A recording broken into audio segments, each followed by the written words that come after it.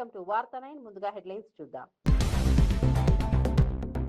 Parliament సమావేశాలకు ముందు దేశ విజయాలను ప్రస్తావించిన మోదీ, అంతరిక్ష విజయాలతో భారత్ గౌరవం పెరిగిందన్న ప్రధాని.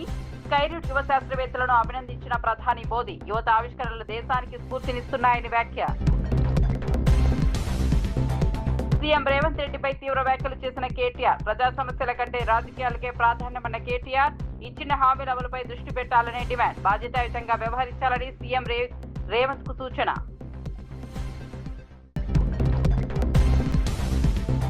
గుంటూరు ఘటనకు ఎమ్మెల్యే గల్లా మాధవి నిర్లక్ష్యమే కారణమన్న ఆంబటి, బాధితుల ఫిర్యాదుపై కేసు నమోదు కాకుండా అడ్డుకున్నారని వ్యాఖ్య. గుంటూరు మహిళ ఘటనపై టీడీపీ ఎమ్మెల్యేను లక్ష్యంగా చేసుకున్న ఆంబటి, మొదట్లోనే న్యాయం జరిగి ఉంటే ఘటన జరిగేది కాదని వ్యాఖ్య. ఆగస్టు నాటికి 2 లక్షల ఇందిరమ్మ ఇల్లు పూర్తి చేస్తామని పొంగులేటి హామీ. రాష్ట్రంలో 7 నుంచి 8 లక్షల ఇళ్లే ప్రభుత్వ లక్ష్యమని వ్యాఖ్య. అర్హులైన ప్రతి పేదకు ఇల్లు అందిస్తామన్న మంత్రి పొంగులేటి, ఇందిరమ్మ ఇళ్ల నిర్మాణం వేగంగా సాగుతుందని వెల్లడి.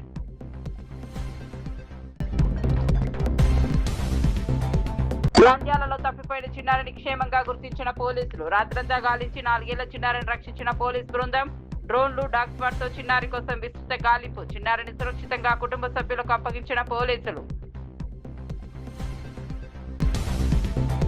పార్లమెంట్ వర్షాకాల సమావేశాల ప్రారంభానికి ముందు ప్రధాని నరేంద్ర మోదీ దేశం సాధించిన విజయాలను ప్రస్తావించారు. గత నెల రోజులుగా జాతీయ, అంతర్జాతీయ అంతరిక్ష రంగాల్లో భారత్ విశేష విజయాలు నమోదు చేసిందని పేర్కొన్నారు. ముఖ్యంగా స్కైరూట్ స్టార్టప్ సంస్థకు చెందిన సగటున 28 ఏళ్ల యువ శాస్త్రవేత్తలు సాధించిన అంతరిక్ష విజయం దేశ గౌరవాన్ని ప్రపంచవ్యాప్తంగా పెంచిందని కొనియాడారు.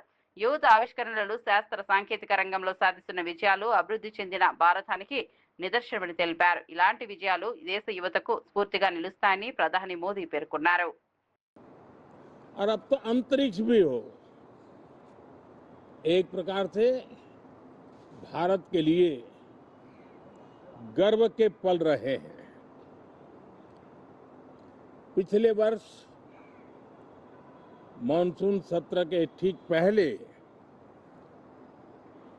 भारतीय नागरिक इंटरनेशनल स्पेस स्टेशन पर पहुंचा था और कल ही परसों भारत का एक युवा स्टार्टअप, उसने बहुत बड़ी सिद्धि प्राप्त की है. विश्व के कम ही देश हैं जहां इस प्रकार से प्राइवेट साहस हुए हैं और भारत के युवाओं ने अंतरिक्ष में नई उड़ान भरी है. बहुत बड़ी सफलता है. और ये जो स्काईरूट स्टार्टअप है, उसमें जो नौजवान काम कर रहे हैं, मुझे बताया गया उनकी पूरी टीम की जो एवरेज एज है वो सिर्फ 28 साल है. ऐसे नौजवानों ने ये काम करके दिखाया है. मैं किसी 56 साल के नौजवान की बात नहीं कर रहा हूं. मैं देश के ये स्टार्टअप ने 28 के एवरेज वाले नौजवानों ने अंतरिक्ष में भारत का झंडा गाड़ दिया है. उनको तो बधाई है ही है, लेकिन ऐसी बातें जो हैं जो भारत को आत्मविश्वास से भर देती है. विश्व में भारत का प्रोफाइल सर्वमान्य, सर्वस्वीकृत बनता जाता है. साथियों, ये संयोग नहीं, ये एक संदेश है और बड़ा मजबूत संदेश है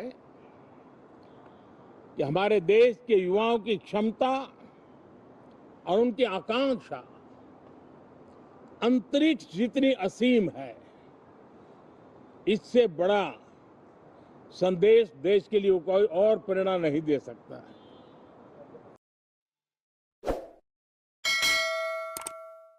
ఇక వార్త వివరాల్లోకి వెళ్తే, గుంటూరులో మహిళలను వివస్త్రను చేసిన ఘటన టీడీపీ ఎమ్మెల్యే గల్లా మాధవి నిర్లక్ష్యమే కారణమని మాజీ మంత్రి అంబటి రాంబాబు ఆరోపించారు. ఇంటి వద్ద బోరు వినియోగానికి టీడీపీ నేత మూర్తి లంచం అడిగారని, బాధిత కుటుంబం నిరాకరించడంతో వివాదం తలెత్తిందన్నారు. బాధితులు పోలీసులకు ఫిర్యాదు చేసినప్పటికీ ఎమ్మెల్యే కేసు నమోదు కాకుండా అడ్డుకున్నారని విమర్శించారు. దీంతో అదే వ్యక్తి మరోసారి దాడికి పాల్పడి మహిళను అవమానించారని ఆరోపించారు. మొదట్లోనే బాధితులకు న్యాయం జరిగి ఉంటే ఈ ఘటన చోటు చేసుకునేది కాదని అంబటి రాంబాబు పేర్కొన్నారు. ఏపీలో లాకప్ డెత్లు పెరుగుతున్నాయని వైఎస్ఆర్సీపీ లోక్సభ పక్ష నేత మిథున్ రెడ్డి ఆందోళన వ్యక్తం చేశారు. రాష్ట్రంలో జరుగుతున్న లాకప్ డెత్లు, డిఎస్సీ స్కామ్ అంశాలను పార్లమెంట్లో ప్రస్తావిస్తామని తెలిపారు. ప్రశ్నించిన వారిపై కేసులు నమోదు చేసి అరెస్టులు చేయడం ప్రజాస్వామ్యానికి మంచిది కాదన్నారు. మహిళా రిజర్వేషన్ బిల్లుకు తమ పార్టీ పూర్తి మద్దతు ఇస్తోందని స్పష్టం చేశారు. డీలిమిటేషన్ బిల్లుతో దక్షిణాది రాష్ట్రాలకు అన్యాయం జరిగిందని కేంద్రం చెబుతోందని, ఆ అంశాన్ని కూడా పార్లమెంట్లో చర్చిస్తామని మిథున్ రెడ్డి వెల్లడించారు.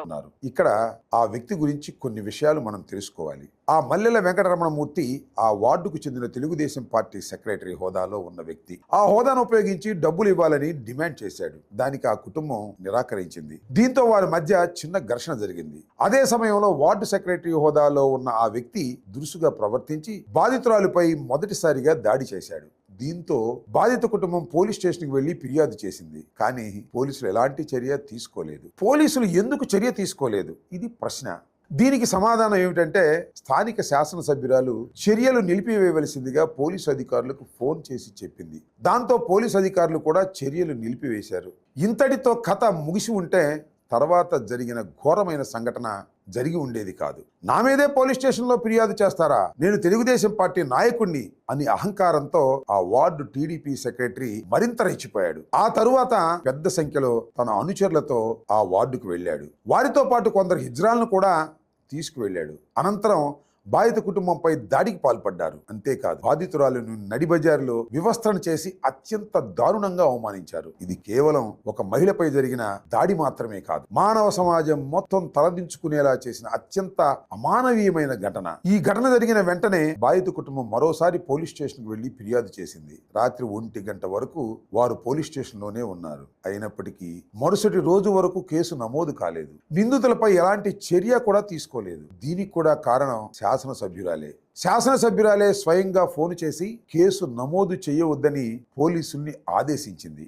మరుసటి రోజు అంటే 16వ తేదీన నిందితులను కూడా పిలిపించుకుని ఎమ్మెల్యే గారు మాట్లాడారు. అంటే ఉభయులకి రాజీ చేసే మార్గాన్ని అన్వేషించారు. అందుకోసమే కేసు ఆపేశారు. అయితే ఎమ్మెల్యే గారి వద్దకు వెళ్లి బాధితులు విషయాన్నంతా మరోసారి చెప్పారు. తమ దగ్గర ఉన్న సీసీ ఫుటేజ్ని కూడా చూపించారు. అయినా ఆమె కేసు రిజిస్టర్ చేయించలేదు. ఇది ఇలా జరుగుతుండగా సీసీ కెమెరా ఫుటేజ్లు సోషల్ మీడియాలో వచ్చాయి.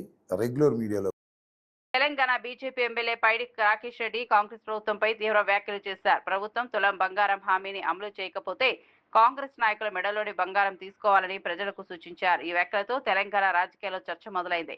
ఈ సందర్భంగా కేంద్ర ప్రభుత్వం వాటాతో ఇప్పటి వరకు 3000 ఇళ్ల నిర్మాణం చేపట్టినట్లు తెలిపారు. ప్రభుత్వం ఇళ్ల మంజూరు చేయకపోయినా అవసరమైన వారికి తన సొంత ఖర్చులతో ఇల్లు నిర్మించి ఇస్తానని హామీ ఇచ్చారు. ప్రజలకు ఇచ్చిన హామీలను ప్రభుత్వం వెంటనే అమలు చేయాలని పైడి రాకేష్ రెడ్డి డిమాండ్ చేశారు.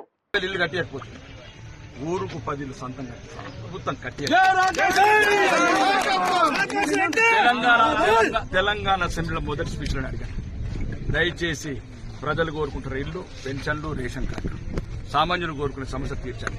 2 సార్లు ముఖ్యమంత్రి దగ్గరికి వెళ్లి అది ఏదైతే ఇందిరమ్మ స్కీమ్ ఎక్కడ వచ్చింది, మేం లేని రేవంత్ రెడ్డి గారు ఆయన ఢిల్లీకి పోతే ఎవ్వడు నమ్ముతలేడు, మమ్మల్ని దొంగ అనుకుంటున్నాడు. ఆయన అంటే మేము ప్రత్యక్షంగా నేను కేంద్ర మంత్రి దగ్గరికి వెళ్లి ఆయన అయితే అయిండొచ్చు దొంగ, గాని దయచేసి తెలంగాణ ప్రజలు దొంగలు కారు.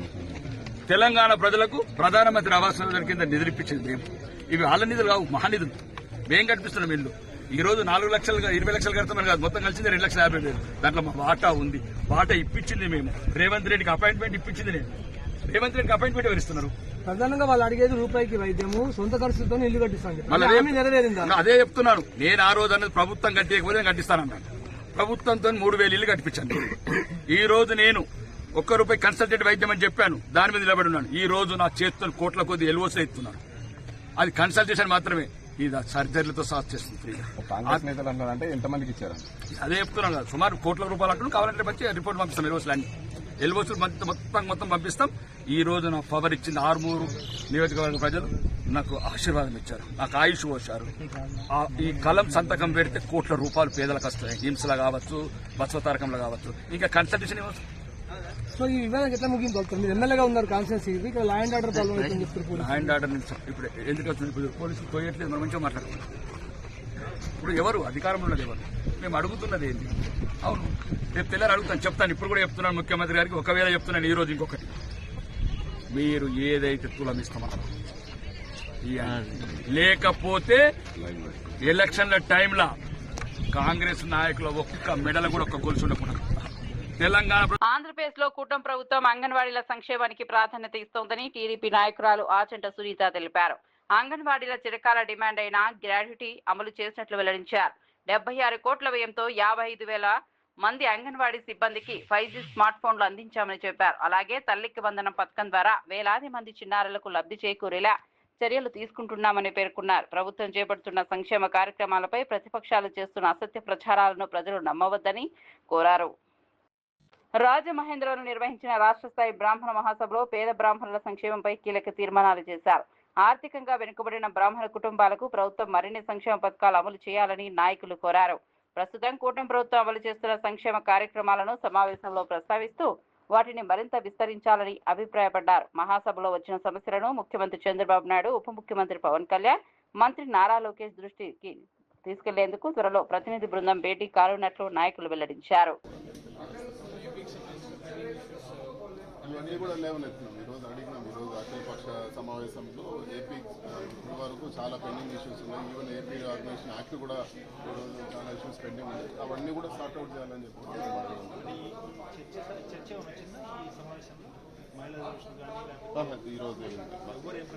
ఈరోజు మహిళా రిజర్వేషన్ బిల్ అయితే ప్రస్తుతానికి అయితే లిస్టులో లేదు.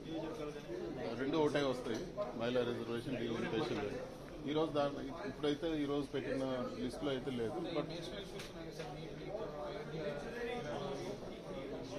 డిఎస్సి పేపర్ లీక్ స్కామ్ కానీ డిఎస్సిలో జరిగిన అవకతవకల గురించి మేము లేవనెత్తాము. వాటి గురించి ఖచ్చితంగా హౌస్లో మేము దానిపైన మేము మాట్లాడడం జరుగుతుంది. అదే లా అండ్ ఆర్డర్ అయితే పూర్తిగా విఫలమైంది. ఈరోజు లా అండ్ ఆర్డర్ సిచ్యువేషన్ చాలా బ్యాడ్గా ఉందని కూడా చెప్పాము. గత 4 వారాల్లో 4 లాకప్ డెత్తులు జరిగాయి. మరీ దారుణంగా పాపం చనిపోయిన బాధితులు వాళ్ళందరూ కూడా వీడియోలు రికార్డ్ చేసి పెట్టడం జరిగింది. వీటన్నిటి గురించి కూడా మేము మాట్లాడాము. ఇవన్నీ కూడా గట్టిగా సభలో ప్రస్తావిస్తామని చెప్పి కూడా మేము ఈరోజు సుబ్బారెడ్డి గారు మాట్లాడడం జరిగింది. ఈరోజు పొగాకు రైతులు కానీ, అదేవిధంగా ఆక్వా ఫార్మర్స్ గురించి కానీ, మిగతా రైతాంగం అంతా కూడా పూర్తిగా అగ్రేరియన్ క్రైసిస్ జరుగుతోందని చెప్పి కూడా మేము ఈరోజు మాట్లాడడం జరిగింది. సో రైతుల సమస్యలు అన్నీ కూడా సరైన ఫార్మాట్లో మేము దాన్ని పుట్టం చేసి ఖచ్చితంగా మాట్లాడతాం. Thank you. BRS working president KTR ముఖ్యమంత్రి రేవంత్ రెడ్డిపై తీవ్ర విమర్శలు చేశారు. రేవంత్ రెడ్డి బాధ్యతాయుతంగా వ్యవహరించడం లేదని, ఎప్పుడు ఏం మాట్లాడతారో అర్థం కాని పరిస్థితి ఉందని వ్యాఖ్యానించారు. రాష్ట్రంలో ప్రజల సమస్యల కంటే రాజకీయాలకే ప్రాధాన్యం ఇస్తున్నారని ఆరోపించారు. భద్రాచలం శ్రీరాముడి పేరుతో చేసిన ప్రమాణాలపై కూడా కేటీఆర్ విమర్శలు గుప్పించారు. ప్రజలకు ఇచ్చిన హామీలను అమలు చేయడంపైనే ప్రభుత్వం దృష్టి పెట్టాలని, రాజకీయ విమర్శలతో సమస్యలు పరిష్కారం కావని పేర్కొన్నారు. దోసుకోవాలి, ఇక్కడ తీసుకొని మూటలు కట్టాలి, మరి తీసుకుపోయి ఢిల్లీలో రాహుల్ గాంధీకి పెట్టాలి, దండం పెట్టాలి, తప్ప కొట్టించుకోవాలి, మళ్ళీ రావాలి. ఏం చేసిండు 2.5 ఏళ్లలో? ఒక 4 పనులు చెప్తాడా? చెప్పే ముఖం ఉందా? రెండే వచ్చి ఆయనకు తిట్లు ఒట్లు. తెల్లారలేస్తే మైక్ ఇస్తే కేసీఆర్ని తిడతాడు, లేదంటే దేవుని మీద ఒట్టంటాడు. మొన్న సిగ్గు లేకుండా చెప్తుండు భద్రాచలం రాముడి మీద ఆననట. ఇదివరకు పెట్టిన ఓట్లు సరిపోలేదా? ఇదివరకు పెట్టిన ఓట్లు దేవుళ్ళ మీద పెట్టవే. అప్పుడు రుణమాఫీ చేస్తా, 2 లక్షల రుణం మాఫీ చేస్తా అని చెప్పి ఆడ దేవుడు ఏ ఊరికోతే ఆ ఊరి మీద దేవుని మీద ఒట్టు పెట్టిండు. భద్రాచలం పోతే రాముని మీద ఒట్టు, యాగిరిగుట్ట పోతే లక్ష్మీనరసింహస్వామి మీద ఒట్టు, అటు అటు మన ఆలంపూర్ పోతే జోగులాంబ మీద ఒట్టు. ఇప్పుడు దేవుళ్ళందరూ తలకాయ పట్టుకున్నారట. వీడెక్కడ దొరికిండ్రా మాకు మాయమడబడ్డాడని. తెలంగాణలో పేదలకు సొంత ఇల్లు కలను సాకారం చేసేందుకు ప్రభుత్వం వేగంగా చర్యలు తీసుకుంటోందని మంత్రి పొంగులేటి శ్రీనివాసరెడ్డి తెలిపారు. రాష్ట్ర వ్యాప్తంగా 7 నుంచి 8 లక్షల ఇందిరమ్మ ఇళ్ల నిర్మాణమే ప్రభుత్వ లక్ష్యమని చెప్పారు. తొలి విడతలో మంజూరైన 4.5 లక్షల ఇళ్లలో 2 లక్షల ఇళ్ల నిర్మాణం ఆగస్టు నాటికి పూర్తవుతుందని వెల్లడించారు. ఇటీవల ముఖ్యమంత్రి రేవంత్ రెడ్డి మరో 2.5 లక్షల ఇళ్లను మంజూరు చేశారని గుర్తు చేశారు. అర్హులైన ప్రతి పేద కుటుంబానికి సొంత ఇల్లు అందేలా ప్రభుత్వం కట్టుబడి పనిచేస్తోందని మంత్రి స్పష్టం చేశారు. సభ్యుడు అక్కడ నిలబడుతున్నాడు, అతనికి ఓటేయాలనే కండిషన్ కూడా పెట్టాం. ఇది ఇందిరమ్మ ప్రభుత్వం, పేదోడి ప్రభుత్వం. ఈ ప్రభుత్వానికి చిత్తశుద్ధి పదే పదే చెప్తున్నాను. పేదవాడి బాగే ఈ ప్రభుత్వం యొక్క మెయిన్ ఎజెండా. ఇంకా అదర్ థింగ్ ఈ ప్రభుత్వానికి ఏమీ లేదు. బాన్సువాడ ప్రభుత్వ ఆసుపత్రిలో బాలింతలు ఇన్ఫెక్షన్ బారిన పడిన ఘటనపై మాజీ మంత్రి హరీష్ రావు కాంగ్రెస్ ప్రభుత్వాన్ని తీవ్రంగా విమర్శించారు. 10 రోజులైనా ప్రభుత్వం స్పందించకపోవడం నేరపూరిత నిర్లక్ష్యమని అన్నారు. ఆపరేషన్ థియేటర్ నిర్వహణలో లోపాలు, కాలం చెల్లిన మందుల వినియోగం, వైద్యుల నిర్లక్ష్యంతోనే ఈ పరిస్థితి ఏర్పడిందని ఆరోపించారు. ఇన్స్పెక్షన్ విషయం తెలిసినా అదే ఆపరేషన్ థియేటర్లో శస్త్రచికిత్సలు నిర్వహించడం వైద్య శాఖ వైఫల్యానికి నిదర్శనమని పేర్కొన్నారు. రాష్ట్రంలో వైద్య ఆరోగ్య వ్యవస్థను ప్రభుత్వం పూర్తిగా నిర్లక్ష్యం చేసిందని హరీష్ రావు విమర్శించారు. చూసుకోవాలి, ఆ సంసారాన్ని ఎలా వెళ్లదీయాలి, ఆ కుటుంబ పరిస్థితులు ఎంత దారుణంగా దెబ్బతింటాయో ఒక్కసారి ఆలోచించాల్సిన అవసరం ఉంది. 10వ తేదీ 6గురికి మీరు సిజరింగ్ చేశారు. ఎప్పుడైతే వాళ్ళకి ఇన్ఫెక్షన్ వచ్చిందో మరి మళ్ళీ 11వ తేదీ ఎందుకు చేశారు? ఒకవేళ 10వ తేదీ సిజరింగ్ చేసిన వాళ్ళు రాత్రి నుంచే మోషన్స్, వామిటింగ్స్, చలి జ్వరంతో బాధపడుతున్నప్పుడు అదే థియేటర్లో మళ్ళీ 11వ తేదీ మరో 4గురికి కూడా సిజరింగ్ చేయడం వల్ల ఆ 4గురు కూడా ఎఫెక్ట్ అయినారు. అంటే ఇక్కడ వాళ్ళని మేము మాట్లాడినప్పుడు 2 విషయాలు చెప్తా ఉన్నారు. పేషెంట్స్ యొక్క అటెండెంట్స్ కానీ పేషెంట్స్ కానీ థియేటర్లో ఉన్నటువంటి ఇన్ఫెక్షన్ మాకు సోకింది, థియేటర్ మెయింటెనెన్స్ సరిగా లేకపోవడం వల్ల మేము 10 మందిని డాక్టర్ల నిర్లక్ష్యానికి బలయ్యాము అని చెప్పి చెప్తా ఉన్నారు. ఇంకొక పేషెంట్ అటెండెంట్ ఏమంటున్నారంటే కాలం చెల్లిన మందులు వాడారు, ఎక్స్పైర్డ్ మెడిసిన్ మాకు ఇవ్వడం. నంద్యాలలో తప్పిపోయిన 4 ఏళ్ల చిన్నారి ప్రణవిని జిల్లా పోలీసులు సురక్షితంగా గుర్తించి కుటుంబ సభ్యులకు అప్పగించారు. సాయంత్రం కనిపించకుండా పోయిన చిన్నారి గురించి డయల్ 111 కు సమాచారం అందించిన వెంటనే పోలీసులు గాలింపు చర్యలు ప్రారంభించారు. జిల్లా ఎస్పీ సునీల్ షోరాన్ పర్యవేక్షణలో ప్రత్యేక బృందాలు, సీసీ కెమెరాలు, డ్రోన్ కెమెరాలు, డాగ్ స్క్వాడ్ సహాయంతో రాత్రంతా గాలింపు చేపట్టాయి. తెల్లవారుజామున వైఎస్ఆర్ నగర్లోని సమీపంలో పొలాల్లో చిన్నారిని క్షేమంగా గుర్తించి తల్లి కళ్యాణానికి అప్పగించారు. అత్యవసర పరిస్థితుల్లో వెంటనే పోలీసులకు సమాచారం అందించాలని ఎస్పీ ప్రజలకు సూచించారు. తాలూకాలో ఇది వైఎస్ఆర్ నగర్లో ఇది జరిగింది. సో పాప ఆడుతున్నప్పుడు బయటకి వెళ్ళిపోయింది, అప్పుడు ఎవరు చూడలేదు. సో తర్వాత ఇంటి దగ్గర అందరూ అక్కడ ఉన్న నేబర్స్ అందరూ వెళ్ళి చూస్తే పాప ఎక్కడ కూడా కనపడలేదు. సో అప్పుడు మన నంద్యాల తాలూకా పోలీస్ స్టేషన్కి ఇన్ఫర్మేషన్ వస్తే వెంటనే నంద్యాల తాలూకా యూపీఎస్ సిఐ గారు అండ్ టీమ్ అక్కడికి వెళ్ళారు. అక్కడికి వెళ్ళి మనం అక్కడ ఉన్న సీసీటీవీ ఫుటేజ్ చూసుకొని పేరెంట్స్తో మాట్లాడుకొని నేబర్స్తో మాట్లాడుకొని అరౌండ్ 9:30 సర్చ్ మేము మొదలుపెట్టాము. తర్వాత ఈ సర్చ్ భాగంగా మనం నైట్ విజన్ డ్రోన్స్ వాడాము, స్పెషల్ పార్టీస్ కూడా వాడాము. మనం అన్ని కూడా వాళ్ళ సైడ్ నుంచి కూడా మేము కోఆపరేషన్ తీసుకొని, for example municipal authorities and sanitation department. So అక్కడ ఉన్న ఇది కానీ వేస్ట్ వాటర్ ఉంటే అది మున్సిపల్ డిపార్ట్మెంట్ వాళ్ళు హెల్ప్ తీసుకొని ఆ వాటర్ని బయట పొలాల్లో పెట్టి, సో మన చేతిలో ఉన్న అన్ని సర్చ్ మేము మన సైడ్ నుంచి మొదలు పెట్టడం జరిగింది. ఈ ఆపరేషన్ 9:30 నుంచి మొదలుపెట్టి ఇది మార్నింగ్ 6 AM వరకు దిస్ ఆపరేషన్ మనం కంటిన్యూస్ గా ఎఫర్ట్స్ పెట్టుకొని చేయడం. లడఖ్ హక్కులు విద్యా సంస్కరణల కోసం పోరాడుతున్న సామాజిక కార్యకర్త సోనం వాంగ్చుక్ మద్దతుగా విశాఖపట్నంలో భీమసేన ఆధ్వర్యంలో సంఘీభావ కార్యక్రమం నిర్వహించారు. పెద్ద సంఖ్యలో పాల్గొన్న నాయకులు, కార్యకర్తలు వాంగ్చుక్ చేపడుతున్న ఉద్యమానికి తమ పూర్తి మద్దతు ప్రకటించారు. లడఖ్ ప్రజల హక్కులు పరిరక్షించడంతో పాటు విద్యారంగంలో సంస్కరణలు తీసుకురావాలనే ఆయన డిమాండ్లకు కేంద్ర ప్రభుత్వం సానుకూలంగా స్పందించాలని కోరారు. ప్రజాస్వామ్య పద్ధతుల్లో జరుగుతున్న ఉద్యమాలకు దేశవ్యాప్తంగా మద్దతు లభించడం సంతోషకరమని భీమసేన ప్రతినిధులు పేర్కొన్నారు. ఉంటుంది గత 5 సంవత్సరాల నుంచి ప్రభుత్వ లెక్కలే చెప్తున్నాయి, నేటికి సుమారుగా 93 నుంచి 95 మంది విద్యార్థులు ఆత్మహత్యలు చేసుకున్నారని. ఒకే ర్యాంక్ వచ్చినటువంటి విద్యార్థులు దేశంలో తాండవిస్తుంటే కష్టపడి చదివినటువంటి విద్యార్థులు వాళ్ళ జీవితాలు అగమ్య గోచరంలోకి వెళ్ళిపోతున్నాయి. ఈ సంవత్సరం సిబిఎస్ఈ పేపరు ఓఎస్ఎం మోడల్ ఫలితంగా సుమారుగా 1,60,000 మంది విద్యార్థులు ఫెయిల్ అయిపోయారని, అలాగే కనీసం టాప్ రావాల్సినటువంటి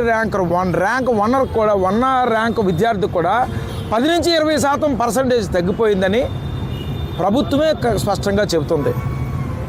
విద్యార్థుల యొక్క జీవితాలతో మరి ఈ లీకుల ద్వారా భారతదేశ యువతరానికి తీరని నష్టం జరుగుతుంది. సెంట్రల్ యూనివర్సిటీ పేపర్ కూడా, కేంద్ర విశ్వవిద్యాలయం పేపర్ కూడా లీక్ అవుతుంది. స్టాఫ్ సెల్కి ఎస్ఎస్సి పేపర్ కూడా లీక్ అవుతుంది. ఏ పేపర్ అయినా సజావుగా జరుగుతుంది అనేటువంటి నమ్మకం విద్యార్థి లోకానికి జరగట్లేదు. దీని మీద సోనం వాంగ్చుక్ గారు అయిన రామన్ మ్యాగ్సెసే అవార్డు గ్రహీత, రోలెక్స్ హీరో అవార్డు గ్రహీత, ప్రపంచ దేశాలు ఆయన సేవను గుర్తించి అనేక అవార్డులు ఆయన కలిగి ఉన్నారు. లడఖ్ ప్రాంతంలో నీటి సమస్య మీద ఆయనకున్నటువంటి ఇంజనీరింగ్ ఒక అనుభవంతో నీటి సమస్య మీద పోరాటం చేసేటువంటి గొప్ప వ్యక్తి. బయట అంత చలి టెంపరేచర్ నుంచి లోపల వెచ్చదనాన్ని ఆయన మేధా సంపత్తితో ఒక అద్భుతమైనటువంటి మందిరాలను ఏర్పాటు చేసి అది భారత సైన్యం కూడా ఉపయోగించుకునేటట్లుగా ఉన్నటువంటి అద్భుతమైన టెక్నాలజీ. శ్రీనగర్ యూనివర్సిటీలో అద్భుతమైన చదువుకొని ఆయనకు వచ్చినటువంటి అవకాశాలు, ప్రపంచ దేశాలు అనేక అవకాశాలు ఇచ్చినప్పుడు కూడా విదేశాలకు వెళ్లకుండా ఏ ప్రాంతం నుంచి అయితే విద్యాభ్యాసం చేసి వచ్చారో, ఏ వెనుకబాటు ప్రాంతం నుంచి అయితే వచ్చినాడో అదే ప్రాంతానికి వెళ్ళి ఆ ప్రజలకి, అక్కడ ఉన్న రైతాంగానికి కానీ అక్కడ ఉన్న యువతకి ఒక అద్భుతమైన విద్య. మెగా డాక్టర్ నిహారిక కొడుదలు నిర్మించిన కమిటీ కుర్రోలు చిత్రం జాతీయ చలనచిత్ర పురస్కారాల్లో ఉత్తమ తెలుగు ప్రాంతీయ చిత్రంగా ఎంపికైంది. ప్రతిష్టాత్మక అవార్డు దక్కడం పట్ల నిహారిక ఆనందం వ్యక్తం చేశారు. మంచి కథ, కొత్త నటీనటులు, సహజమైన కథనంతో ప్రేక్షకుల ప్రశంసలు అందుకున్న ఈ చిత్రం ఇప్పుడు జాతీయ స్థాయిలో గుర్తింపు పొందడం చిత్ర బృందానికి గర్వకారణంగా నిలిచింది. ఈ విజయానికి సహకరించిన దర్శకుడు, నటీనటులు, సాంకేతిక నిపుణులు, ప్రేక్షకులకు నిహారిక ప్రత్యేక కృతజ్ఞతలు తెలిపారు. తెలుగు సినీ పరిశ్రమకు ఇది మరో గౌరవంగా సినీ వర్గాలు పేర్కొంటున్నాయి. I think the film never left us, and I think that's what is the reaction today. Yeah, I mean, I'm always behind films with good content. Just because a film has good content doesn't mean it's not commercial, right? So even commercial films and entertainers can have content, can be content-driven films. So I think that's my sweet spot, you know, films that have good content and also provide wholesome entertainment. Yeah, that is the most surreal part, you know. I think 36 years back for my father's first film, which was Rudraveena, which was starred by Chiranjeevi Garu, has won 3. గుంటూరులో జరిగిన మహిళా వ్యవస్థల ఘటనతో ఆంధ్రప్రదేశ్ ప్రతిష్ట దేశవ్యాప్తంగా దెబ్బతిందని వరద కళ్యాణి విమర్శించారు. రాష్ట్రంలో జంగిల్ రాజ్ పాలన కొనసాగుతోందని ఆరోపించారు. బాధితులకు న్యాయం చేయాల్సిన స్థానిక ఎమ్మెల్యే రాజీ ప్రయత్నాలు చేయడం సమంజసం కాదని పేర్కొన్నారు. ఘటనపై పూర్తి బాధ్యత వహిస్తూ సంబంధిత ఎమ్మెల్యేను వెంటనే పదవి నుంచి తొలగించాలని ప్రభుత్వాన్ని డిమాండ్ చేశారు.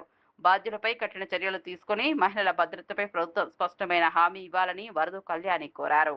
దారుణమైన సంఘటన జరిగినందుకు ఆ కుటుంబానికి పరామర్శ చేయడానికి జగన్మోహన్ రెడ్డి గారి ఆదేశానుసారం మేమందరం కూడా ఈ రోజు వచ్చి ఆ మహిళను కలిశాము. జరిగిన సంఘటన అంతా తెలుసుకున్నాము. ఆ మహిళకి ధైర్యం చెప్పడం జరిగింది. అలాగే మీకు అండగా జగన్మోహన్ రెడ్డి గారు, అలాగే మా పార్టీ, మా మహిళలందరం కూడా ఉంటాము. ఏది సహాయ సహకారాలు కావాలన్నా చెప్పడం జరిగింది. అలాగే ఎటువంటి న్యాయ సహాయం కావాలన్నా కూడా మా పార్టీ తరఫున అందిస్తామని కూడా తెలియజేయడం జరిగింది. నిజంగా జంగిల్ రాజ్ పాలన అంటే ఎలా ఉంటుందో అలాంటి పాలన సాగుతూ ఉంది. తెలుగుదేశం పార్టీ నాయకులు, కార్యకర్తలు ఏ విధంగా మహిళల జీవితాలతో ఆడుకుంటున్నారు, మహిళల మీద దాడులు చేస్తూ ఉన్నారు అనే దానికి మరొక ఉదాహరణగా ఈ రోజు నిలిచింది. ఎందుకు జంగిల్ రాజ్ పాలన అంటూ ఉన్నానంటే, ఈ రోజు తీసుకుంటే ఈ సంఘటన చేసింది, ఈ ఘటన చేసింది ఎవరు? తెలుగుదేశం పార్టీ కార్యకర్త.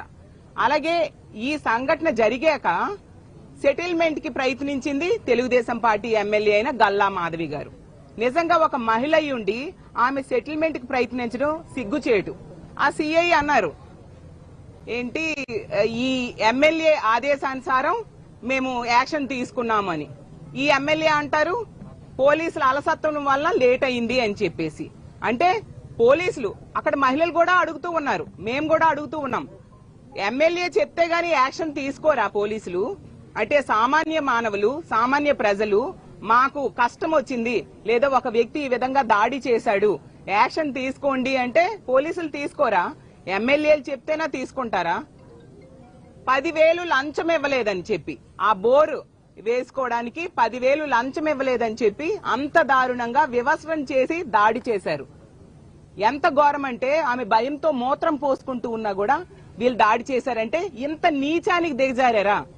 అంటే ఈ ఆంధ్రప్రదేశ్ రాష్ట్రంలో ఈ కూటమి పాలనలో మహిళల భద్రత ఎంతగా దిగజారిందో ఇదొక పెద్ద ఉదాహరణ. ఆ ఎమ్మెల్యే గారు నిజంగా ఒక మహిళ అయ్యుండి హైదరాబాద్ నేరేడ్మెట్ పోలీసులు ద్విచక్ర వాహనాల చోరీలకు పాల్పడుతున్న ఓ నిందితులను అరెస్ట్ చేసి 11 బైక్లను స్వాధీనం చేసుకున్నారు. విచారణలో ఇప్పటి వరకు 14 ద్విచక్ర వాహనాలను దొంగిలించినట్లు నిందితుడు అంగీకరించినట్లు పోలీసులు తెలిపారు. చోరీ చేసిన వాహనాలను కొనుగోలు చేసిన ఒక రిసీవర్ను కూడా అదుపులోకి తీసుకోగా మరో వ్యక్తి పరారీలో ఉన్నట్లు గుర్తించారు. సీసీ కెమెరాల ఫుటేజీ ఆధారంగా నిందితుడిని గుర్తించి అరెస్టు చేసినట్లు మల్కాజ్గిరి డీసీపీ తెలిపారు. ప్రజలు తమ ఇళ్లు, వ్యాపార సంస్థల వద్ద సీసీ కెమెరాలు, వాహనాలకు జీపీఎస్ ట్రాకింగ్ పరికరాలు ఏర్పాటు చేసుకోవాలని సూచించారు. కేసును ఛేదించిన పోలీస్ బృందాన్ని డీసీపీ అభినందించి రివార్డులతో సత్కరించారు.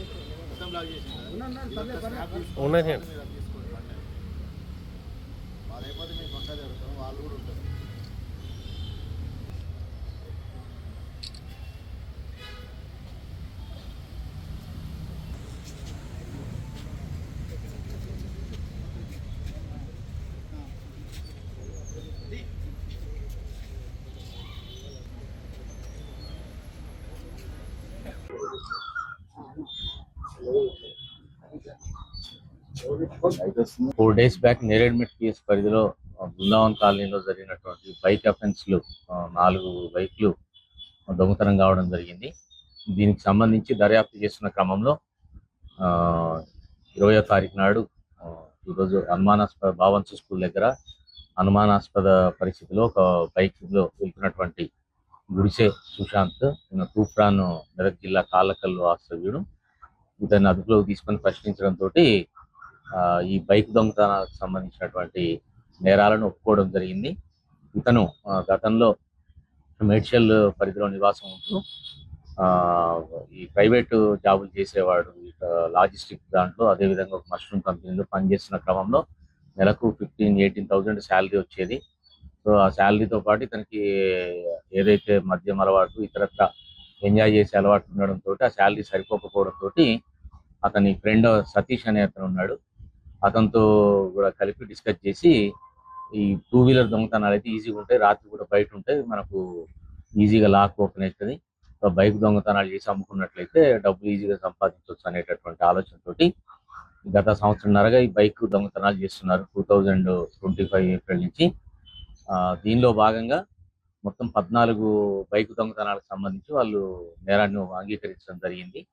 ఈ విధంగా దొంగతనం చేసిన అల్వాల్ పరిధిలో 5, నేరేడ్మెట్ పరిధిలో 4,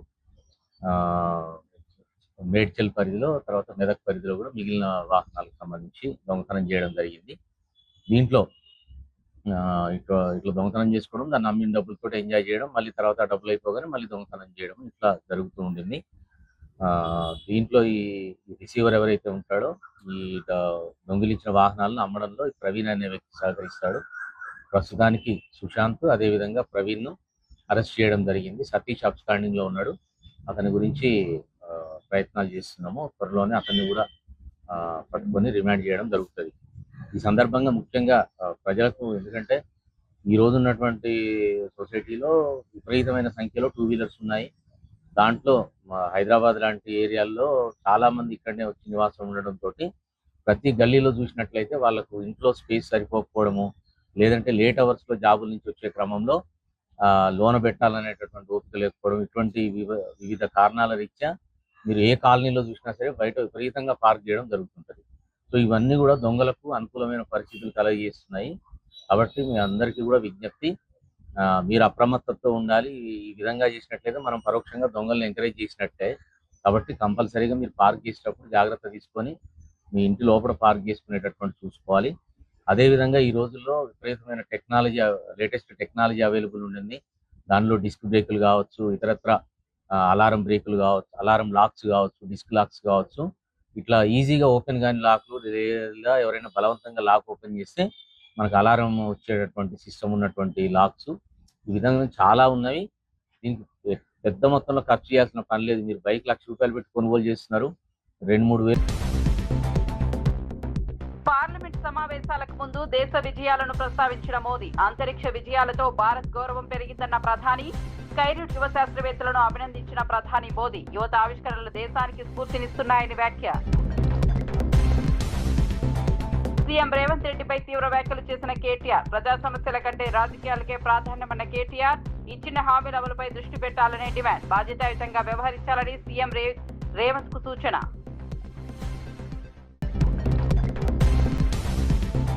గుంటూరు ఘటనకు ఎమ్మెల్యే గల్లా మాధవి నిర్లక్ష్యమే కారణమన్న ఆంబటి, బాధితుల ఫిర్యాదుపై కేసు నమోదు కాకుండా అడ్డుకున్నారని వ్యాఖ్య. గుంటూరు మహిళ ఘటనపై టీడీపీ ఎమ్మెల్యేను లక్ష్యంగా చేసుకున్న ఆంబటి, మొదట్లోనే న్యాయం జరిగి ఉంటే ఘటన జరిగేది కాదని వ్యాఖ్య. ఆగస్టు నాటికి 2 లక్షల ఇందిరమ్మ ఇల్లు పూర్తి చేస్తామని పొంగులేటి హామీ, రాష్ట్రంలో 7 నుంచి 8 లక్షల ఇళ్లే ప్రభుత్వ లక్ష్యమని వ్యాఖ్య. అర్హులైన ప్రతి పేదకు ఇల్లు అందిస్తామన్న మంత్రి పొంగులేటి, ఇందిరమ్మ ఇళ్ల నిర్మాణం వేగంగా సాగుతుందని వెల్లడి.